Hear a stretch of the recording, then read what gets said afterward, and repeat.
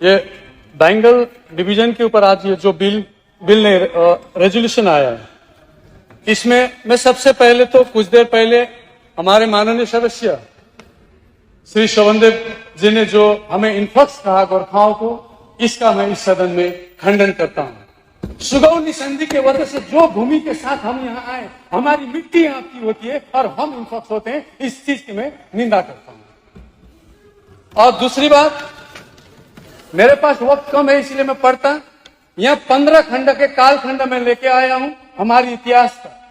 शोभनदेव बाबू चाहते हैं तो मैं आपके हाथ में देके जाऊंगा। आप इतिहास को सदन के अंदर गलत तरीके से मत आंकिए।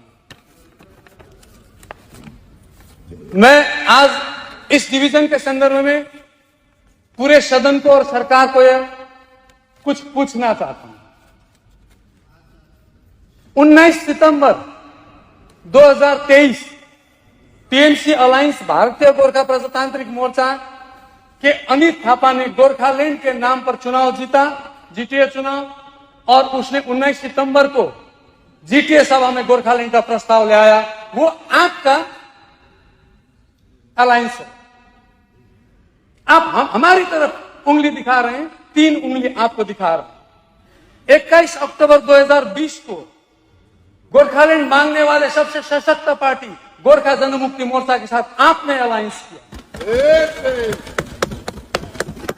2022 का भाईफोटा में अलग राज्य के प्रबल दावेदार अनंत महाराज जी को भाईफोटा का उपहार आपका मुख्यमंत्री ने भेजा, हमारा भी मुख्यमंत्री है। और आप हमारी तरफ प्रश्न, हमारी तरफ निगाह, हमारी तरफ संदेह। हाँ, ये मांग है, इसको मैं स्वीकार करता हूं, ये मांग है। लेकिन मैं आज थोड़ा उत्तेजित हुआ इसलिए कि हमें इन्फ्लक्स कहा गया। मैं पार्टी, आपके टीएमसी पार्टी और मुख्यमंत्री महोदय को पूछना चाहता हूं, गोरखालैंड मांगने वाले दलों के साथ आपका या कूचबिहार मांगने वाले नेताओं के साथ आपका क्या संबंध है, वो क्लियर कीजिए आज पहले सब। उसके बाद हमारी तरफ निगाह दिखाइए। और संविधान, भारतीय संविधान के धारा 2 कहती है, संसद विधि द्वारा ऐसे निबंधनों और शर्तों पर जो ठीक समझे संघ में नए राज्यों का प्रवेश या उनकी स्थापना कर सकेगी। धारा 3 कहती है, संसद विधि द्वारा किसी राज्य में से उसका राज्य क्षेत्र अलग करके अथवा 2 या अधिक राज्यों को या राज्य भागों को मिलाकर अथवा किसी राज्य क्षेत्र को किसी राज्य के भाग साथ मिलाकर नया राज्य निर्माण कर सकेगी। यह संसद विधि द्वारा कहा गया है, विधानसभा विधि द्वारा नहीं कहा गया है। इसीलिए ये जो प्रस्ताव विधानसभा में आया है, ये इंडियन कॉन्स्टिट्यूशन के अगेंस्ट में, ये यहां नहीं आना चाहिए। ये सेंट्रल सब्जेक्ट है, ये स्टेट सब्जेक्ट नहीं है। और हमारी मुख्यमंत्री बार बार कहती है कि ये दिल्ली की सब्जेक्ट है, लेकिन आज आप ही के पार्टी ने यहां लाया। हाँ, अब ये डिमांड क्यों उठता है, इसके पीछे जो ऐतिहासिक कारण है, भौगोलिक कारण है, आर्थिक, सांस्कृतिक, बहुत सारा कारण है। ये पूरा क्षेत्र, जिस क्षेत्र में डिमांड उठ रहा है, ये इंटरनल कॉलोनियलिज्म की शिकार रहा है।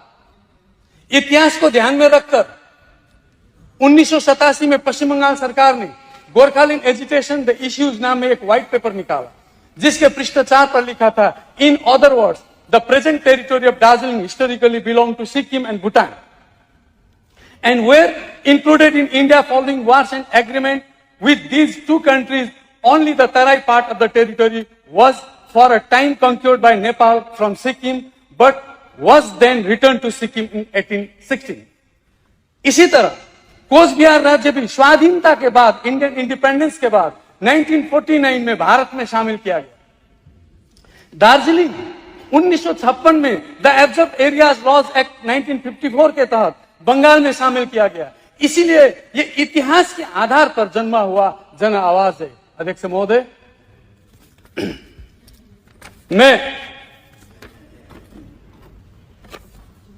मैं जिस क्षेत्र से निर्वाचित होकर यहां आया हूं, इस सदन में आया हूं, वहां के लोगों ने, हाँ मैं स्वीकार करता हूं, मुझे केवल और केवल गोरखालैंड के लिए मैंडेट दिया है।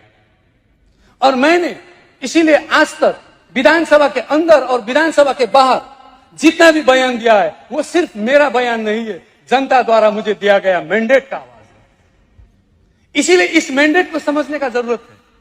और इसके लिए मैं आज सदन को एक आग्रह करूंगा, इस विषय पर बीजेपी की क्या मंशाएं है, इस विषय पर टीएमसी का क्या मंशा है, यह महत्वपूर्ण प्रश्न नहीं है अध्यक्ष महोदय। महत्वपूर्ण प्रश्न यह है कि इस क्षेत्र के अधिकांश जनता का मंशा है क्या है, उनकी चॉइस क्या है। यह हमारी चॉइस की बात नहीं है, जनता की चॉइस की बात है। इसीलिए अगर राज्य सरकार क्लीन राजनीति करना चाहती है तो मैं सलाह देता हूं, विधानसभा में इस तरह की बिल लाने से अच्छा हमारे वहां के लोग क्या जानना चाहते हैं, क्या चाहते हैं, इसके लिए ये बिल नहीं, ये रेजोल्यूशन लाने के मैं सलाह देता हूं कि विधानसभा में इस तरह का रेजोल्यूशन लाने से अच्छा वहां के लोग क्या चाहते हैं इसे जानना चाहते हैं तो आप चुनाव आयोग के माध्यम से उस पूरे क्षेत्र में रेफरेंडम करवाइए रेफरेंडम। यह लोकतांत्रिक पद्धति है, लोकतंत्र की नींव को मजबूत कीजिए।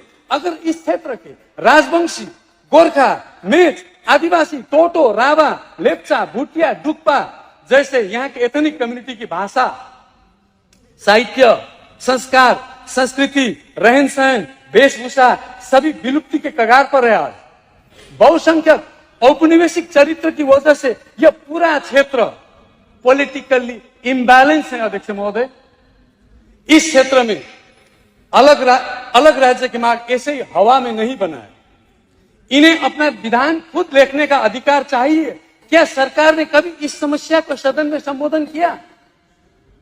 मैं फिर भी सदन को आग्रह करता हूं कि आप चुनाव आयोग के माध्यम से रेफरेंडम करवाइए, तब आपको पता चलेगा वहां के लोग क्या चाहते हैं। ये बीजेपी की क्या मंशा है, टीएमसी की क्या मंशा है, इसकी कोई जरूरत नहीं रहेगी।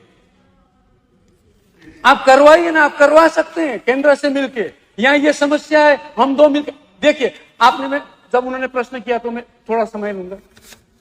आप वहां के समस्या को संबोधन करने के लिए ट्राइपार्टिट मीटिंग कर सकते हैं, आप डीजीएचसी बना सकते हैं, आप जीटीए बना सकते हैं। तो रेफरेंडम के लिए केंद्र सरकार को क्यों नहीं बोल सकते?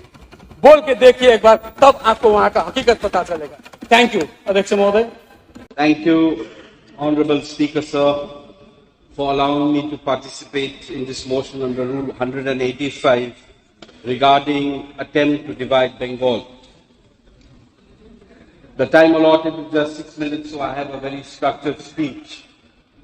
Speaker, sir, I represent the Darjeeling Assembly constituency, which gives me the legitimate right to participate in the discussion given the checkered and largely manipulated and misinterpreted political history of our region and the demand for the separate state of Gorkhaland. Sir, I rise here today to clarify the misconception about the demand of the Gorkhaland state, which has been valiantly dismissed and suppressed by the corridors of power in Kolkata time and again by saying that this is a demand for dividing Bengal and by labeling us secessionists, separatists and anti-national despite of our having a different political history, language, culture, heritage and demography. The demand of the people of Darjeeling is not about the division of West Bengal or to divide any of Bengal's territory. Speaker, sir, our demand is for the merger of that part of Bengal, that part of land of Bengal that was merged with West Bengal in 1947 after India's independence and was officially incorporated into West Bengal only in 1956 under Schedule 5 of the Observed Area Laws Act 1954. Sir, history bears testimony to the fact that Darjeeling was once an integral part of Sikkim. Government of West Bengal, the then left front government issued a white paper on this in 1986. Then Nepal annexed this part. Again it was handed over to the British India and later on handed back to Sikkim. It was again taken back by British India and later on handed back to Sikkim. again by a deed of grant executed by the then Maharaja of Sikkim as a token of friendship to British.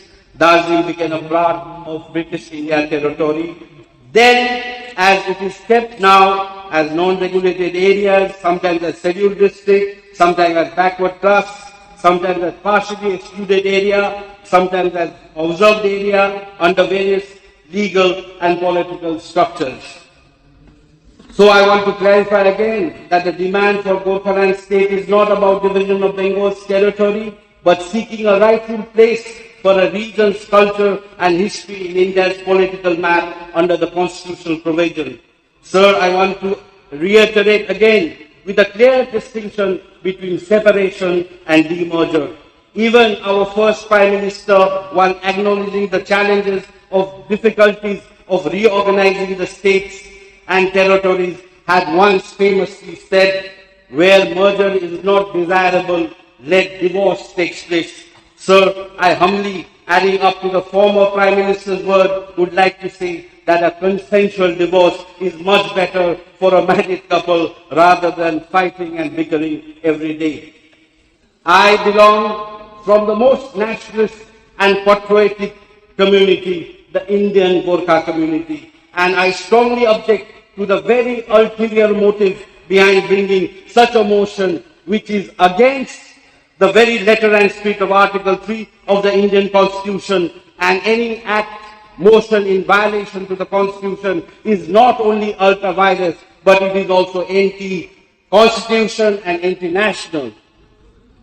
Speaker, sir, division or no division, Gorkhaland or no Gorkhaland, merger or demerger, UT or separate state, that is the question of the future. We can just contemplate. It is to be discussed and debated in the Parliament, as our Honourable Chief Minister always says. It is their prerogative. It is centre's prerogative. In the end, with one hand I hold the Constitution, and with other I hold my dear national flag, the Tiranga Jhanda. As my famous political guru and Gorkha's father of Gorkhas, Subhash Singh, one remark, Party Bhanda Jati Thulo, Jati Bhanda Mato, meaning, for me, nation and national interest first. For us, nation and national interest first. Thank you.